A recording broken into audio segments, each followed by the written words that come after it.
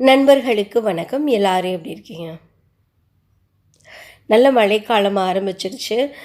நீங்கள் நிறைய கனவுகளோட விதைகள் வாங்கிட்டு வந்திருப்பீங்க. விதைச்சும் இருப்பீங்க. காய்கறி செடிகளாகட்டும், கீரை விதைகளாகட்டும், இல்லை மலர் செடிகளோட விதைகளாகட்டும், எதுவாக இருந்தாலுமே ஒரு குறிப்பிட்ட ஸ்டேஜ் வளர வளர வளரவே அதில் நிறைய ஃபங்கஸ் அட்டாக் வர ஆரம்பிச்சிடும். பத்தாக்குறைக்கு இந்த மீலி பக்ஸு, இந்த அப்ஹீட்ஸு இதுகளுமே கூட நமக்கு வந்து இந்த ஃபங்கஸ் அந்த பிளான்ட்டுக்கு கொண்டு வரும். சாயிலுமே கூட வீக்காக இருந்தது அப்படின்னா அது மூலியமாகவும் ஃபங்கஸ் வந்து பிளான்ட்டுக்கு வரும். இன்றைக்கி நம்ம இந்த பதிவில் ஆர்கானிக் பொருட்களை வச்சு சில நேச்சுரல் பொருட்களே ஃபங்கிசைடு, அது என்னென்ன பொருட்கள், அதை எப்படி உபயோகிக்கணும், எந்த ஃபங்கிசைடை எந்த பிளான்ட்டுக்கு கொடுக்கணும், எந்த பிளான்ட்டோட பாகத்தில், எந்த செடியினோட எந்த பாகத்தில் என்ன இந்த ஃபங்கிசைட் கொடுக்கணும் அப்படின்னு நம்ம தான் இந்த பதிவில் நம்ம பார்க்க போகிறோம். அதுக்கு முன்னாடி நீங்கள் நம்ம சேனலுக்கு புதுசாக இருந்தீங்க அப்படின்னா சப்ஸ்கிரைப் பண்ணிடுங்க. வீடியோ முழுமையாக பாருங்கள்.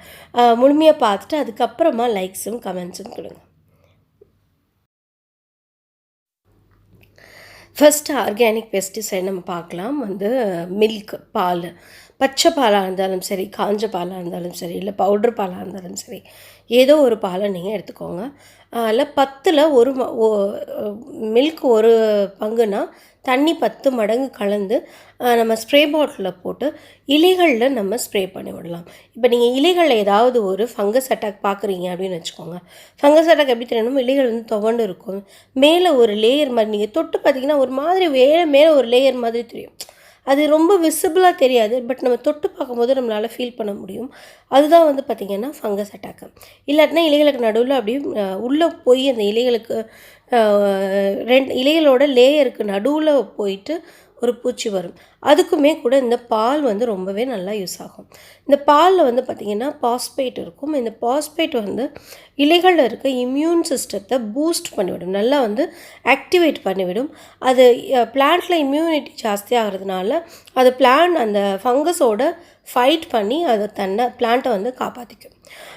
இன்னொரு குணம் என்ன அப்படின்னு பார்த்திங்கன்னா, இந்த பாலில் வந்து ஒரு கொழுப்பு சத்து இருக்கும், ஒரு ஃபேட் இருக்கும் இல்லையா? அந்த ஃபேட் என்ன பண்ணும் அப்படின்னா அந்த ஃபங்கஸ் மேலே உட்காந்துரும். அந்த ஃபங்கஸ் வந்து அதை சாப்பிடும்போது அதோட அந்த டைஜஸ்டிவ் சிஸ்டம் வீணாகிட்டு அது வந்து இறந்து போயிடும். அப்படி இல்லை அப்படின்னா அந்த கொழுப்பு வந்து அந்த ஃபங்கஸில் இருக்கிறதுனால அதால் ப்ரீத் பண்ண முடியாது, அந்த ஃபங்கஸால் ப்ரீத் பண்ண முடியாது. அது ப்ரீத் பண்ண முடியாட்டினாலும் அது இறந்து போயிடும். ஸோ இந்த மாதிரி 3 விதத்தில் பால் வந்து உதவுது. ஸோ நீங்கள் பாலை வந்து நான் சொன்ன மாதிரி டைல்யூட் பண்ணி இலைகள் மேலே நல்லா சாயிலையும் நம்ம பால் கொடுக்கலாம். சாயிலில் பால் கொடுத்தாலும் நம்ம சாயிலில் இருக்கிற ஃபங்கஸையுமே கூட அது வந்து கொன்றும். பட் வந்து பார்த்திங்கன்னா சில நேரங்களில் ஓவர் டோஸ் ஆகும்போது பால் வந்து கொழுப்பு தானே, அதுக்கு உள்ளே போயிட்டு ஒரு மாதிரி ஸ்மெல் வர ஆரம்பிக்கும். அந்த ஸ்மெல் வந்து கூட கொஞ்சம் ஃபங்கஸை கொண்டு வரலாம். அதனால் நம்ம என்ன பண்ணலாம், பாலை சாயிலில் கொடுக்காதீங்க, ஒன்லி அந்த இலைகளில் மட்டும் ஸ்ப்ரே பண்ணி விடுங்க. வீக்லி ட்வைஸ் நம்ம கண்டினியூஸாக ஒரு 2 வாரம் 3 வாரத்துக்கு கொடுத்துட்டு வந்தாலே ஃபங்கஸ் அட்டாக்லேருந்து ஒரு தீர்வு கிடைக்கும். இது வந்து பேக்கிங் பவுடர். நீங்கள் பேக்கிங் பவுடரை விட பேக்கிங் சோடா எடுத்துக்கிட்டிங்க அப்படின்னா ரொம்பவே நல்லது. இந்த பேக்கிங் சோடா என்ன பண்ணும் அப்படின்னா இதையுமே நம்ம காம்பினேஷன்லேயும் கொடுக்கலாம், இல்லை வெறுசாக தண்ணியில் கலந்தும் நம்ம கொடுக்கலாம். இப்போ தண்ணியில் கலக்கிறோம்னா 1 ஸ்பூன் பேக்கிங் சோடாவுக்கு ஒரு 200 மில்லி தண்ணியோட டைல்யூட் பண்ணிவிட்டு அதை வந்து நம்ம இலைகள் மேலேயும் ஸ்ப்ரே பண்ணலாம். சாயிலுக்கு மேலேயும் ஊற்றி விடாமல் சாயில் மேலேயும் நல்லா ஸ்ப்ரே பண்ணிவிடலாம். இந்த பேக்கிங் சோடா என்ன பண்ணும் அப்படின்னா ஃபஸ்ட்டு வந்து அந்த பூச்சிகளை பர்ன் பண்ணும். அந்த மேலே இருக்க அந்த அதோட இந்த கொரோனாவில் எப்படி மேலே ஒரு ஃபேட் லேயர் இருக்குதுன்னு சொல்கிறாங்கல்ல, அது மாதிரி இந்த ஃபங்கஸ்க்கு மேலே இருக்க அந்த ஃபேட் லேயரை வந்து ஃபஸ்ட்டு அகற்றிடும். அந்த இதில் இருக்க அந்த எரிக்கிற சக்தி வந்து அந்த மேலே இருக்க ஃபேட் லேயரை வந்து எரிச்சிடும். அதுக்கப்புறமா என்ன பண்ணோம்னா சப்போஸ் அந்த ஃபங்கஸ் வந்து இந்த பேக்கிங் சோடாவை சாப்பிடுது அப்படின்னா நம்ம வந்து ஆண்ட்டுக்கு என்ன பண்ணுவோன்னா எறும்புகளுக்கு இந்த பேக்கிங் சோடா, கொஞ்சம் சுகர், கொஞ்சம் கோதுமை 3ஐயும் மிக்ஸ் பண்ணிவிட்டு வைப்போம். அது அந்த எறும்புகள் சாப்பிடும்போது அதோட டைஜஸ்டிவ் சிஸ்டம் வந்து ரிப்பேர் ஆகிட்டு அந்த எறும்புகள் வந்து இறந்து போயிடும். அதே மாதிரி தான் இந்த பேக்கிங் சோடாவை அந்த ஃபங்கஸ் வந்து சாப்பிடும்போது அதோட டைஜஸ்டிவ் சிஸ்டம் வீணாகி ரொம்ப குயிக்காகவே இறந்து போயிடும். பாலை விட இந்த பேக்கிங் சோடாவில் வந்து பார்த்திங்கன்னா குயிக்காகவே இறந்து போயிடும். ஸோ ஒரு நாள் நம்ம பால் ஸ்ப்ரே பண்ணலாம், ஒரு நாள் வந்து நம்ம பேக்கிங் சோடா ஸ்ப்ரே பண்ணலாம். பாலில் வந்து பிளான்ட்டோட இம்யூன் சிஸ்டம் வந்து இன்க்ரீஸ் ஆகும். பேக்கிங் சோடாவில் அதெல்லாம் ஆகாது. டைரெக்டாக அது ஃபங்கஸையே அட்டாக் பண்ணும். பேக்கிங் சோடாவை நம்ம காம்பினேஷனில் கொடுக்கலாம். கொஞ்சம் ஆயில், டர்மரிக் இதோட மிக்ஸ் பண்ணிவிட்டு அதை வந்து நம்ம டைல்யூட் பண்ணி கொடுக்கலாம். அதுவும் ரொம்ப எஃபெக்டிவாக ஒர்க் பண்ணும். இது வந்து நிலக்கரி. நிலக்கரி வந்து பார்த்திங்கன்னா, இப்போ நம்ம பாலும் சரி, இல்லை பேக்கிங் சோடாவும் சரி, நம்ம இலைகள் மேலே தான் ஸ்ப்ரே பண்ணணும்.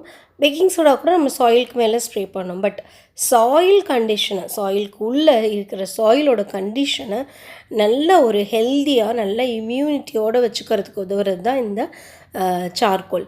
நம்ம மண் ப்ரிப்பேர் பண்ணும்போதே, சாயில் ப்ரிப்பேர் பண்ணும்போதே இந்த சார்கோலை நல்லா உடச்சி ஒரு பெர்லைட்டில் பீசஸ் இருக்கும்ல, அந்த பீசஸ் அளவுக்கு ஆக்கிக்கிட்டு அதை மண்ணோட கலந்து நம்ம வைக்கும்போது அந்த சாயிலுக்குள்ளேயே ஃபங்கஸ் வராமல் இந்த சார்கோல் வந்து பார்த்துக்கும். சார்கோல் என்ன பண்ணும் அப்படின்னா, ஒரு கரண்ட்டு மாதிரி அதை தன்னை சுற்றி விடும். அந்த கரண்ட்லேயே எந்த ஃபங்கஸும் வந்து வராது இதுக்கு கிட்ட.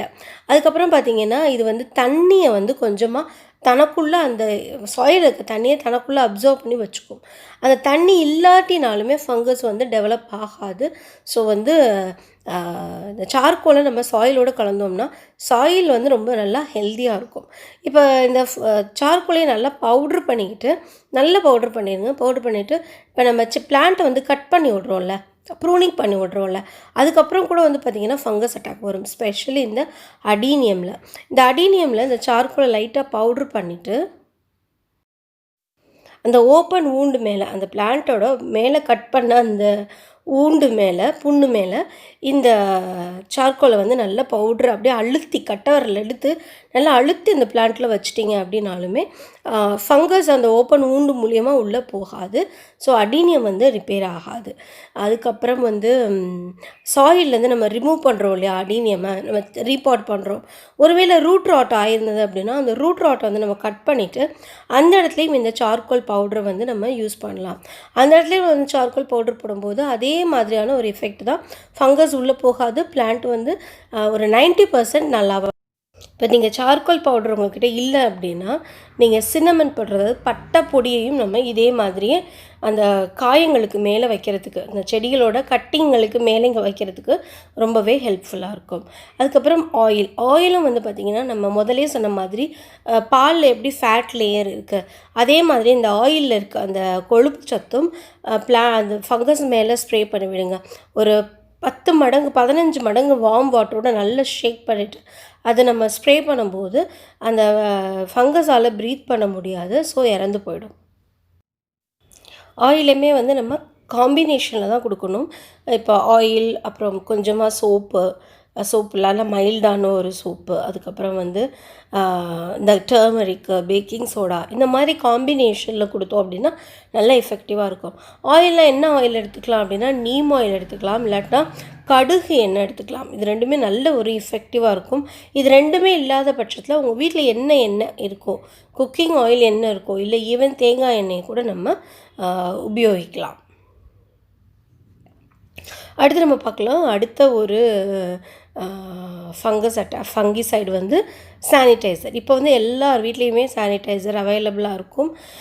இந்த சானிடைசர்லேயுமே 1க்கு 10 மடங்கு தண்ணி விட்டு நல்லா டைல்யூட் பண்ணி அதை ஸ்ப்ரே பண்ணி விடலாம்.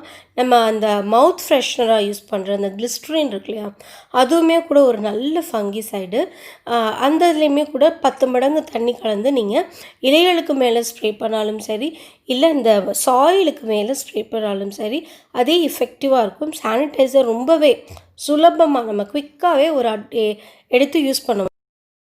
அடுத்து வந்து இந்த மஞ்சள் தூள் வந்து இயற்கையாகவே ஒரு ஆன்டிபயாட்டிக். நம்ம உடம்புக்கே வந்து அந்த மஞ்சள் ஆன்டிபயாட்டிக்காக தான் நம்ம யூஸ் பண்ணுறோம். ஸோ அதே மாதிரி தான் அந்த நம்ம செடிகளுக்குமே இந்த மஞ்சள் தூளை கொடுக்கலாம். நம்ம இது முதலே சொன்ன மாதிரி இதை வந்து ஒரு காம்பினேஷனாக கொடுங்க. வெறும் மஞ்சள் வந்து நம்ம கொடுத்தோம் அப்படின்னா அது இலைகளுக்கு மேலெலாம் ஒட்டவே ஒட்டாது. அதனால் நம்ம காம்பினேஷனில் சோப், வாட்டர், எண்ணெய் மிக்ஸ் பண்ணி கொடுக்கலாம். சாயிலுக்கு மேலே அப்படியே இந்த மஞ்சள் தூளை தூவி விடலாம். எறும்புகளும் வராது. எறும்பு இந்த மீலி பக்ஸ் தான் ஃபங்கஸை கொண்டு வருது. ஸோ வந்து அந்த எறும்புகள் வராமல் இருக்கிறதுனால இந்த ஃபங்கஸ் அட்டாக்கும் குறையும். ஸோ சாயில் மேலே நல்லா தூவி விடுங்க. இந்த சின்னமன் பவுடர் மட்டும் நான் கொண்டு வர மறந்துட்டேன். சின்னமன் பவுடருமே நம்ம இந்த சார்கோல் பவுடர் நம்ம எப்படி யூஸ் பண்ணோம், அதாவது செடிகளில் அடிபட்ட இடத்துல வூண்ட்ஸ்க்கு வந்து நம்ம இந்த சின்னமன் பவுடரை வைக்கலாம். ஸ்பெஷலி செக்யூலண்ட், கேக்டஸ் இதுகளுக்கு அடிபட்ட இடத்துல நம்ம இந்த நிலக்கரி பவுடரையோ இல்லாட்டினா அந்த சின்னமன் பவுடரையோ வைக்கும்போது அது நல்லா எஃபெக்டிவாக அந்த பேர்ன் வந்து அந்த சின்னமன் பவுடர் வச்சதுக்கப்புறம் நல்லா காய விட்டுடுங்க, 2 நாள் காய விட்டுடுங்க. அதுக்கப்புறம் அது தானாகவே கீழே உதிர்ந்துடும். அதுக்கப்புறம் அதில் வந்து ஃபங்கஸ் அட்டாக் வந்து இருக்காது. ஸோ வந்து நம்ம சின்னமன் பவுடரையும் யூஸ் பண்ணலாம். ஓகே, உங்களுக்கு இந்த பதிவு ரொம்ப உபயோகமாக இருந்திருக்கும். அதுவும் இந்த மழை காலத்தில் உங்களுக்கு உபயோகமாக இருந்திருக்கும் அப்படின்னு நான் நம்புகிறேன். உங்களுக்கு பயனுள்ளதாக இருந்தது அப்படின்னா எனக்கு கீழே கமெண்ட் செக்ஷனில் சொல்லுங்கள். தேங்க்யூ. God bless you.